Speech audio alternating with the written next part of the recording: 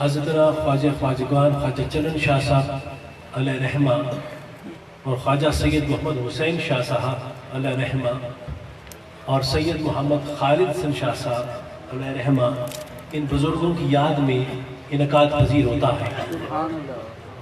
جب میں اندر بیٹھا تھا تو رقیب محفل یہ کہہ رہے تھے کہ یہ کہنے میں چھوٹا عرس ہے عرف عام میں، لیکن حقیقتاً یہ بڑا ہے، حقیقتاً بڑا ہے۔ یہ چنن شاہ صاحب کا عرس پاک ہے اور یہ سب سے قدیم عرس پاک ہے۔ اس عرس پاک کا حسن یہ ہے کہ اس محفل کو جو سجایا ہوا ہے اس کے اندر ہم کسی باقاعدہ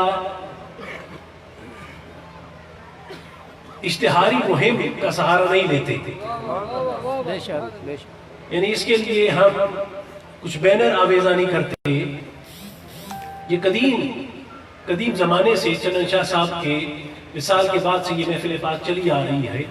سید محمد امین شاہ صاحب نے اس محفل پاک کو سجایا، حسین شاہ صاحب نے سجایا، اور آپ نے سے اکثر نے دیکھا کہ یہاں پر جب یہ عمارت پرانی تھی، یہ چھوٹا سا دربار تھا، یہ سامنے گراؤنڈ نہیں ہوتا تھا، تو محبوب پنجتن یہاں پر بیٹھتے تھے۔ سبحان اللہ۔ آپ کے صاحبزادگان آپ کے دائیں بائیں تشریف فرما ہوتے تھے، اور یہ محفل پاک اپنے پورے روحانی جوبن کے ساتھ انعقاد پذیر ہوتی تھی۔ آپ میں سے اکثر پرانے دوست اس بات کا، میں بھی چھوٹا ہوتا تھا، مجھے بھی وہ خوبصورت لمحات یاد ہیں جب قبلہ عالم تشریف فرما ہوتے اور اپنی نظروں سے توجہات سے سب کے قلب و حال کو مطار منور اور معطر فرماتے تھے۔ تو یہ محفل پاک کے لیے باقاعدہ اس کا حسن میں عرض کر رہا تھا کہ اس کا حسن یہ ہے کہ اس کے اندر باقاعدہ کوئی اشتہاری مہم کا سہارا نہیں لیتے۔ آپ نے دیکھا یہاں پر کوئی آپ کو کسی قسم کا بینر، آپ کو کسی قسم کا کوئی اشتہار نظر نہیں آتا، کیونکہ چنن شاہ صاحب نے فرمایا کہ جو میری طرف آئے گا وہ قلبی طور پر ہی میرا اشتہار بن کے آئے گا۔ سبحان اللہ، سبحان اللہ، قلبی طور پر۔ ماشاءاللہ۔ آپ کی ذات پاک کا یہ خصوصی اعجاز ہے کہ آج دور دور سے لوگ کھینچے چلے آتے ہیں، اور میرا یہ عقیدہ ہے کہ چنن شاہ صاحب کی نگاہ انتخاب خود منتخب کرتی ہے، بے شک بے شک، کس کو بلانا ہے کس کو نہیں بلانا۔ یہ بھی کمال ہے آپ کے فیض، اس میں کوئی شک نہیں ہے کہ چنن شاہ صاحب کے بعد خواجہ سید محمد امین شاہ صاحب سے اس آستانے کو جو روحانی عروج ملا اور جو فیض عام ہوا وہ اپنے باپ سے بھی بڑھ کر تھا۔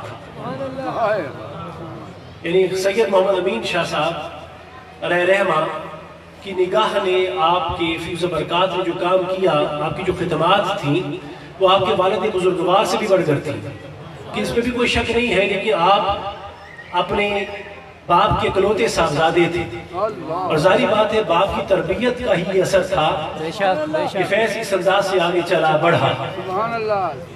تو اگر آپ یہاں پر بیٹھے، میں یوں کہوں آپ بیٹھے ہوئے ہیں، تو آپ آئے نہیں، حقیقتاً مفروضے کا جیسا نہیں کہہ رہا، بلکہ واقعی بلائے گئے۔ آپ کسی کتنوں کو کہا ہوگا کہ بھئی آؤ، منگل بدھ وہاں پر بیٹھتا ہوں، کچھ دیر کی گفتگو ہوتی ہے، اس دوران کہہ دیتا ہوں اچھا بھی عرس ہے آپ آ جانا۔ ایسی ہوتا ہے نا، کو باقاعدہ ایسی مہم نہیں چلائی جاتی اس کے لیے۔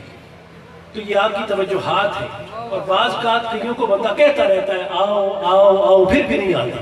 بے شک بے شک، تو وہ آتے نہیں ہیں، در حقیقت ان کو بلایا ہی نہیں جاتا۔ یہ کیا کہ ان کو بلایا ہی نہیں جاتا۔ اکثر ایسے ہیں جن کو لاکھ فون کیے اور لاکھ پیغام بھی بھیجتے ہیں کہ آپ آ جائیں، اور حضرت ان کو توفیق ہی نہیں عطا فرماتی۔ حضرت ان کو توفیق ہی نہیں عطا فرماتی۔ یہ پالکی بنی ہے آپ کے پاس پیر جیون شاہ صاحب کی، پرانے وقتوں کے اندر لاکھ کوشش کی گئی کہ اس کے اوپر مزار تعمیر کر دیا جائے، پر حضرت کسی کو اجازت ہی نہیں دیتے تھے۔ سبحان اللہ، جو بناتا تھا گر جاتا، آخر میں ایک صاحب کو یہ حکم ہوا، خواب میں حکم ہوا، انہوں نے اس کی تعمیر کی، تو تو یہ پالکی آج تک کھڑی ہے، اللہ اس کو تقریباً 300 سال ہو رہے ہیں، اللہ اکبر سبحان اللہ 300 سال ہو رہے ہیں اس کو یہاں پر یہ کھڑی ہے، یہ پالکی پیر جیون شاہ صاحب کی، جنہوں نے سال و بہار کو آباد کیا، جنہوں نے سال و بہار کو آباد کیا۔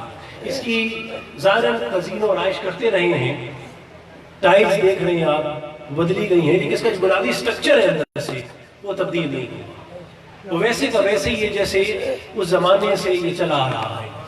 تو اسی طرح سے یہ بزرگ اپنے مزاج کے مطابق کسی کو چن لیتے ہیں، اور کوئی لاکھ چاہے کہ وہ آئے، یہ کسی کو بلاتے ہی نہیں ہے۔ تو یہی حقیقتاً مفروضے کے تحت نہیں، حقیقتاً بات کر رہا ہوں کہ آپ واقعتاً بلائے گئے ہو، واقعتاً آپ بلائے گئے ہو، آپ آئے نہیں بلائے گئے ہو۔ اب جب بلائے گئے ہو، جب انہوں نے ہی بلایا ہے تو پھر اپنے مہمانوں کو خالی دامن کیسے رکھیں گے؟ تو اس سوال سے حوالے سے یہ مبارکباد کی مستحق بھی ہیں، اور دعا کرتا ہوں اللہ تعالیٰ چندن شاہ صاحب کی فیض و برکات جاری ساری فرمائے۔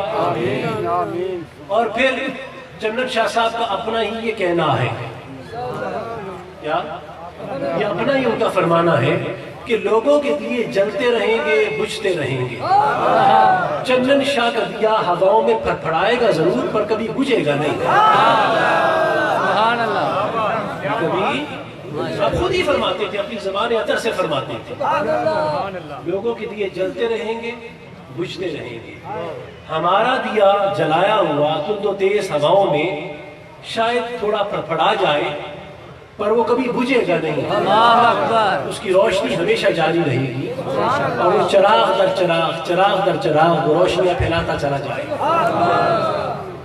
یہ آپ دیکھ رہے ہیں نا کمال، یہ سب فیض خواجہ ہادی نام نتھیالوی کا۔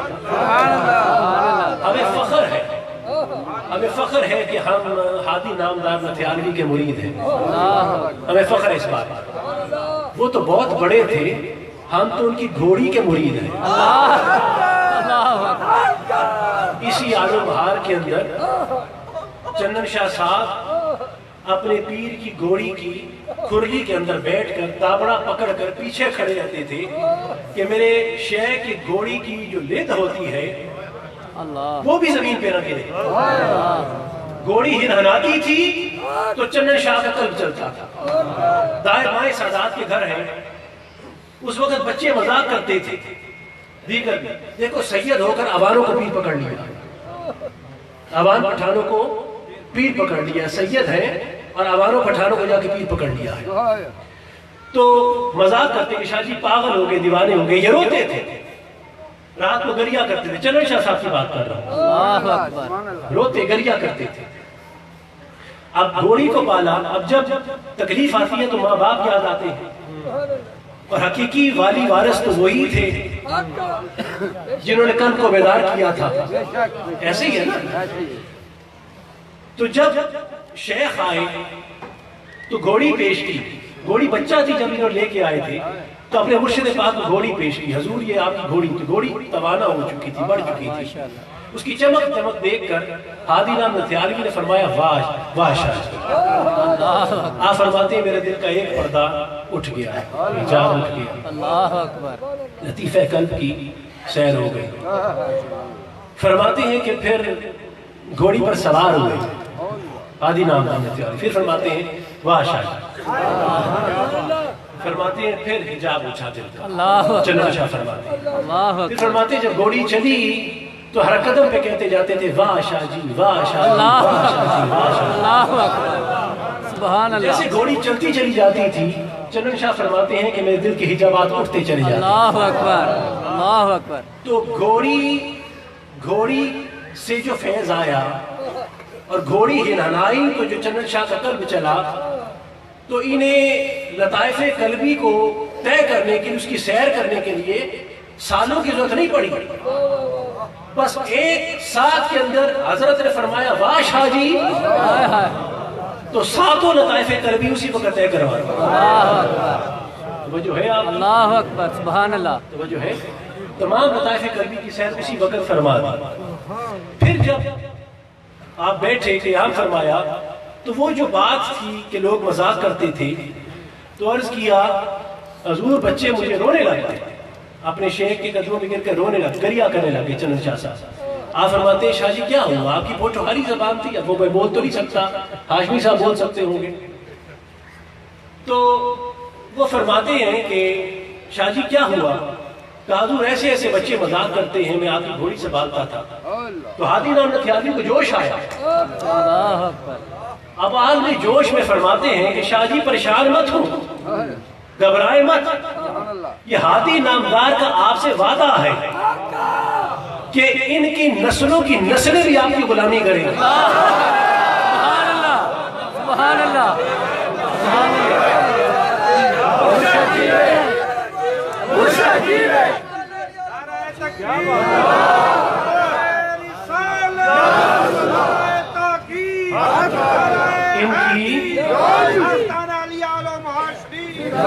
ان کی نسلوں کی نسلیں بھی شاہ صاحب آپ کی غلامی کریں گی۔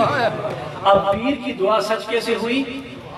آپ آج دیکھ رہے ہیں اس مرکز کو سجا ہوا، سبحان اللہ۔ ہادی نامدار کی دعا کس قدر جوان ہو چکی ہے اور تناور درخت بن کر پھل پھول دیکھ رہی ہے اور دے رہی ہے، اور آپ اس کا مزہ چکھ رہے ہیں، اور جتنے دائیں بائیں ہیں وہ سبھی اس دربار کی غلامی پہ لگے ہوئے ہیں۔ مجھے کوئی مبالغہ نہیں ہے کہنے، میں برسر ممبر کہہ رہا ہوں، سبحان اللہ، برسر ممبر یہ کہہ رہا ہوں، دعویٰ کر رہا ہوں۔ کوئی ہے اس بات کا انکار کرنے والا؟ اٹھ کے آئے اور انکار کر دے، مجھے یہاں روک دے کہ میں نے جو کہا غلط کہا۔ یہ ہادی نام نتھیالوی کی ذات تو بہت بڑی ہے، بہت بلند الفاظ ذات ہے، ہم نے تو ان کی گھوڑی کی خدمت کی، اسی سے فیض ہو گیا۔ تو پیر کے تبرکات کس حد تک فیض رسا ہوتے ہیں، یہ فیض دیتے ہیں۔ یا آپ نے اثر دیکھا ہادی نام نتھیالوی کے حوالے سے، اور چنن شاہ نے کس طرح سے فیض لیا، اور چنن شاہ صاحب کے ایک مرید۔ اب دیکھیں میں کرامت کو، آپ نے میرے انداز بیان کو دیکھا ہوگا، میں نے کبھی بھی ممبر پر بیٹھ کر اپنے بزرگوں کی کبھی بات نہیں کی، اگر کی ہے تو مجھے یاد دلا دیں۔ میں نے تبلیغ کے دوران خطبات جمعہ دیگر آپ اس سے بات کی محافل دیکھ لیں، میں ہمیشہ ذکر مصطفیٰ، ذکر آل مصطفیٰ، ذکر صاحب مصطفیٰ یہ کرتا ہوں۔ سبحان اللہ۔ اولیاء کی کرامتیں وغیرہ ان کو بیان کرنے کا عادی نہیں ہوتا، کیونکہ ہمارے بچے جو ہوتے ہیں وہ ان چیزوں کو سمجھ نہیں سکتے، ان کو وہ چیز بتانی چاہیے جو پریکٹیکلی وہ کر سکتے۔ اگر کرامتوں کا سہارا لیں گے تو وہ کہیں گے ہم تو اس قابل کر سکتے ہی نہیں ہیں تو عمل کی طرف آئیں گے نہیں۔ تو بہتر یہ ہے کہ پریکٹیکلی چیز کو بیان کیا جائے جو وہ کر سکتے، جو ان کی طاقت میں ہو، جو ان کی استطاعت میں ہو۔ لیکن یہ میں آپ کو بات بیان کرنا چاہتا ہوں کہ اگر آج آئے ہو تو پھر نیت کیسی ہونی چاہیے۔ چنن شاہ صاحب کے ایک مرید تھے جو آپ کے مال کی خدمت کرتے تھے، یہ مال مویشی جو ہوتے تھے، تو وہ دیکھتے تھے کہ اب بڑے عرصہ ہو گیا خدمت کرتے ہوئے، اور دل میں ایک دن خیال آیا کہ لوگ آتے ہیں چنن شاہ کی بارگاہ میں بیٹھتے ہیں، 2 منٹ کے لیے جوڑے سیدھے کرتے ہیں تو اللہ تعالیٰ ان کے قرب جاری کر دیتا ہے، فیض ہو جاتا ہے، نگاہ ہو جاتی ہے، اللہ قرب مل جاتا ہے یار کا۔ میں ساری عمر رہا لیکن میری طرف میرے پیر نے کبھی توجہ نہ کی۔ ایک دن اپنے شیخ کے آگے بھی زبان کھولی کہ چنن شاہ صاحب لوگوں کے برتن بھرتے جاتے ہیں، اپنے گھر کا برتن خالی چھوڑا، اللہ، یعنی لوگوں کی طرف توجہ ہے اور جو گھر کا برتن ہے اس کی طرف کبھی توجہ ہی نہیں کی۔ اب چنن شاہ صاحب بات کو سمجھ گئے، اب ظاہری کرامت میں نہ جائیے گا، اس کا جو مقصد ہے بیان کرنے کا وہ بیان کرتے، اس پر توجہ رکھیے گا۔ دور ایک پتھر پڑا تھا، میں پتھر پر نگاہ کی، پتھر اپنی جگہ سے ہلا، پورا آپ کے ہاتھ میں آ کے گرا اور موم کی طرح پگھل کر آپ کی انگلیوں سے نکل گیا۔ جب نکلا تو پھر آپ نے شخص کو مخاطب کیا کہ شخص میرا فیض ایسا کہ اگر میں پتھر پر نگاہ کروں تو پتھر بھی موم کی طرح پگھل جائے۔ اللہ اکبر، تیرے قلب پر، تیرے دل و دماغ پر چنن شاہ نے ایسے 7 وار کیے ہیں، ایسے 7 وار میں نے تیرے قلب پر کیے ہیں، پر تیرا دل اس پتھر سے بھی کمی نہ نکلا، تیرا دل اس پتھر سے بھی کمی نہ نکلا۔ وہ جو آتے تھے وہ نیت بنا کے آتے تھے کچھ لے کے جانا ہے، تو ساری عمر رہا تحقیق میں رہا پر کبھی تسلیم میں نہ آیا. تو پرکھتا رہا اپنے شیخ کو, تو دیکھتا رہا دے سکتا ہے کہ نہیں دے سکتا ہے. کبھی لینے والا بنتا تو پھر دیکھتا کہ تجھے کیا کچھ دیتا. بس اتنا کہنا تھا کہ وہ تحقیق کا دروازہ اس پر بند ہو گیا اور اسی وقت تسلیم کا دروازہ کھل گیا. تائب ہوا, معافی کا خواستگار ہوا, شیخ کے قدموں میں گرا. اسی وقت پہ شیخ نے نگاہ دوبارہ فرمائی اور اسے وقت کا ولی بنا دیا. اللہ اکبر. اس انداز سے چمن شاہ صاحب کا فیض چلتا رہا اور آج یہ چمک دمک یہ سب ان کے نام سے. یہ عرس پاک, یہ محفل پاک, یہ محفل مقدسہ. اب اگر آج آئے ہو تو پھر اس کی طرح مت سوچنا کہ جو کہتا ہے کہ کبھی اپنے گھر کی طرف توجہ ہی نہیں کی, یہ کہنے کی ضرورت کیوں پڑے, یہ پڑھنی چاہیے ہی نہیں. جو اس قسم کی سوچ رکھتا ہے طریقت اس کے منہ پر ایک تماچا مارتی ہے, تھپڑ مارتی ہے. کیونکہ ہمیشہ اس نے اپنے شیخ کو, اپنے پیر کو ہمیشہ تحقیق کی آنکھ سے دیکھا. جب ایک دفعہ ہاتھ پکڑا دیا تو بس بات ختم ہو گئی. اب پھر تسلیم کی طرف آ جاؤ. اور مجدد الفسانی فرماتے ہیں کہ اگر پھر بھی نہ جان سکا اپنے پیر کو, اور ممکن ہے کہ شیخ کا کردار ٹھیک نہ ہو سکتا ہے کہ مرید نے پکڑا قرب الہی کے لیے پر پیر اس قابل نہ تھا. پر مجدد الفسانی مکتوبات امام ربانی میں فرماتے ہیں پھر بھی اللہ مرید کو اس کی نیت کے مطابق عطا فرما دے گا. وہ اس کی پکڑ جیسے مرضی کرے, اپنے شیخ کی, اس پیر کی پکڑ جیسے مرضی کرے وہ, لیکن اس کو اس کی نیت کے صدقے مضمون عطا فرما دے. تو اگر آج آئے ہو تو پھر تحقیق کی آنکھ کو بند کر کے تسلیم کی آنکھ کو کھلا رکھیں. ٹھیک, اور اس منزل کے لیے جو کچھ کر سکتے ہو کرنا. ہماری سی وقار یہ محفل پاک, محفل مقدسہ, چونکہ وقت اثر ہے, اثر کی نماز کا وقت ہوا چاہتا ہے, لیکن ایک گزارش کرنی ہے جو آج تک اس انداز سے کھڑے کرنے کی ہے میں نے آپ سے. یہ مدرسہ الحمدللہ آپ دیکھ رہے ہیں, سے کام جاری ہے. اس کے پلرز آپ نے دیکھا نظر آ رہے ہیں آپ کو, یہ بڑھ چکے ہیں. اس کا نقشہ بھی آپ کے سامنے موجود ہے. احباب نے, دوستوں نے, جن کو ذاتی طور پر میں نے ان سے رابطہ کیا, ان کے توسل سے, چیدہ افراد کے توسل سے یہ محفل پاک کی بنیادیں استوار ہوئی اور اس کے پلرز بڑھ چکے ہیں اور یہ کام جاری ہے. آپ اکثر لوگوں نے دیکھا ہوگا, دیکھا ہے آپ نے اس طرف؟ دیکھا جی, دیکھا. اب چونکہ یہ جگہ بہت نیچی تھی, الحمدللہ ہم سے جتنی کوشش ہو سکی کی, زمین کی خریداری سے لے کر اس کے سٹرکچر جو بنیادی تھا وہاں تک الحمدللہ ایک چیز مکمل ہے. یہ 4 کنال کی اراضی ہے اور اس کے اندر تقریباً 3.5 کنال کے قریب جو ہے اس کو کور کر دیا جائے گا اور اس کے اوپر پوری کی پوری ایک چھت ڈلنی ہے, لینٹر ڈلنا ہے. بنیادی طور پر اس کو 3 سٹوری بلڈنگ کے طور پر ہم نے شروع کیا ہے. ابھی پہلی سٹوری چل رہی ہے. ہم نے پھر دیکھا کہ چونکہ معاملات ایسے آگے بڑھے کہ حکومت کی کچھ معاشی پالیسیاں, وہ میرا موضوع نہیں ہے, یہ بار کیا مہنگائی کا ایک سلسلہ چل نکلا, اس کے اندر ہر چیز مہنگی ہو گئی اور ظاہری بات ہے اس کو مکمل کرنے کے لیے اس کی لاگت, اخراجات بھی بہت زیادہ بڑھ گئے. لیکن یہ اب تک پہنچ گیا اس منزل تک اور الحمدللہ کام رکا نہیں, یہ چلتا رہا ہے. اب اس پورے 3.25 کنال کے اوپر ایک لینٹر ڈالنا ہے, ایک چھت ڈالنی ہے اور اس کی لاگت جو ہے وہ کافی زیادہ بیان کی گئی, وہ تقریباً 35 سے 40 کے درمیان ہے, 35-40 لاکھ درمیان ہے. ابھی جی کدھر بیٹھے, ادھر ہی بیٹھو, ادھر بیٹھو, ادھر بیٹھو آپ. تو جو ہے آپ کی سبحان اللہ. سو اب مجھے وہ ایک ماہر چندہ مانگنے والے کی طرح بخدا میں نے کبھی کام کیا نہیں, میرا تجربہ ایسا نہیں ہے. اس دربار کے لیے کبھی چندے کا نہیں کیا, کبھی نہیں کہا گیا. ہمارے شاہ صاحب ہیں اور پھر رفیق احمد